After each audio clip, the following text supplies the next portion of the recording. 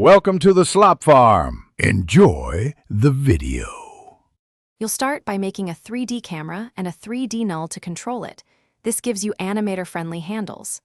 Create the camera with a focal length that matches your composition. Enable depth of field if you need realistic blur. Then add a null object, toggle its 3D switch, and rename it to camera control so it's easy to find. Next, parent the camera to that null using the pick whip or parent column. Doing so lets you animate the null and drive. The camera's transforms cleanly and non-destructively. Once done, use the null's position and rotation to animate the camera indirectly. This is why we parented it. Keyframe position for dollies and rotation or orientation for orbits and tilts. Separate dimensions when you need independent X, Y, or Z motion. Make motion feel natural by applying easy ease to keyframes and adjusting curves in the graph editor for acceleration and deceleration.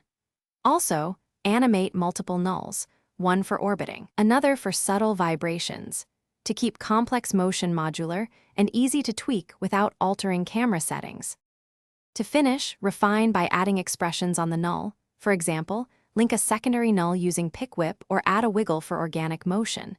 This keeps adjustments live. Make sure the camera's focal length and depth of field match the look you want, and tweak shutter or motion blur for polish.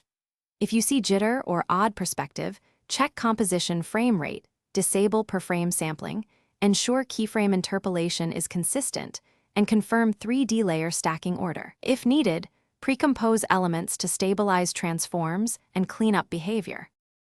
Thanks for watching. Consider subscribing if we helped you today.